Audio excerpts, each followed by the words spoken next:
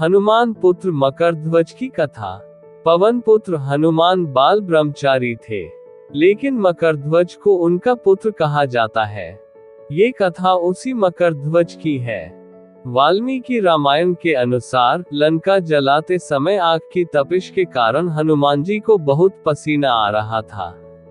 इसलिए लंका दहन के बाद जब उन्होंने अपनी पूंछ में लगी आग को बुझाने के लिए समुद्र में छलांग लगाई तो उनके शरीर से पसीने के एक बड़ी सी बूंद समुद्र में गिर पड़ी। उस समय एक बड़ी मछली ने भोजन समझ वह बूंद निगल ली। उसके उदर में जाकर वह बूंद एक शरीर में बदल गई। एक दिन पाताल के असुरराज अहिरावण के सेवकों ने उस मछली को पकड़ लिया। जब वे उसका पेट चीर रहे थे तो उसमें से वानर की आकृति का एक मनुष्य निकला। वे उसे अहिरावण के पास ले गए। अहिरावण ने उसे पातालपुरी का रक्षक नियुक्त कर दिया।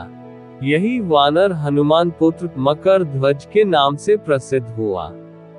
जब राम रावण युद्ध हो रहा था तब रावण की आज्ञानुसार अहिरावण राम लक्ष्मण का अपहरण कर उन्हें पातालपुरी ले गया। उनके अपहरण से वानर सेना भयभीत व शोकाकुल हो गई, लेकिन विभीषण ने ये भेद हनुमान के समक्ष प्रकट कर दिया। तब राम लक्ष्मण की सहायता के लिए हनुमान जी पातालपुरी पहुंचे। जब उन्होंने पाताल के द्वार पर एक वानर को देखा तो वे आश्चर्यचकित हो गए। उन्होंने मकरध्वज से उसका परिचय पूछा।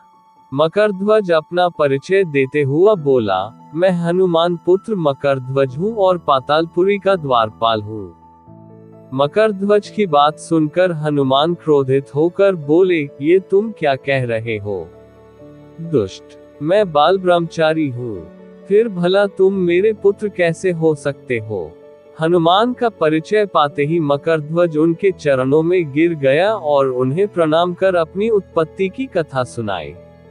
हनुमान जी ने भी मान लिया कि वह उनका ही पुत्र है, लेकिन ये कहकर कि वे अभी अपने श्रीराम और लक्ष्मण को लेने आए हैं। जैसे ही द्वार की ओर बढ़े वैसे ही मकरध्वज उनका मार्ग रोकते हुए बोला, पिताश्री, ये सत्य है कि मैं आपका पुत्र हूँ, लेकिन अभी मैं अपने स्वामी की सेवा में हूँ, इसलिए आप अंदर नहीं जा सकते।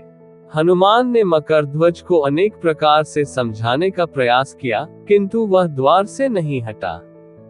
तब दोनों में घोर युद्ध शुरू हो गया।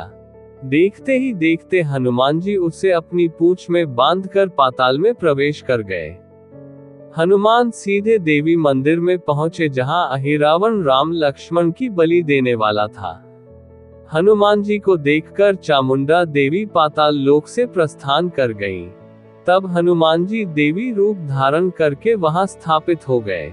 कुछ देर के बाद अहिरावण वहां आया और पूजा अर्चना करके जैसे ही उसने राम लक्ष्मण की बलि देने के लिए तलवार उठाई, वैसे ही भयंकर गर्जन करते हुए हनुमान जी प्रकट हो गए और उसी तलवार से अहिरावण का वध कर दिया। उन्होंने राम लक्ष्मण को बंधन मुक्त किया। तब श्री राम ने पूछा, हनुमान, तुम्हारी पूंछ में ये कौन बंधा है? बिल्कुल तुम्हारे समान ही लग रहा है, इसे खोल दो। हनुमान ने मकरध्वज का परिचय देकर उसे बंधन मुक्त कर दिया। मकरध्वज ने श्रीराम के समक्ष सिर झुका लिया। तब श्रीराम ने मकरध्वज का राज्याभिषेक कर उसे पाताल का राजा घोषित कर दिया और कहा कि भविष्य में वह अपने पिता के समान दूसरों की सेवा करे।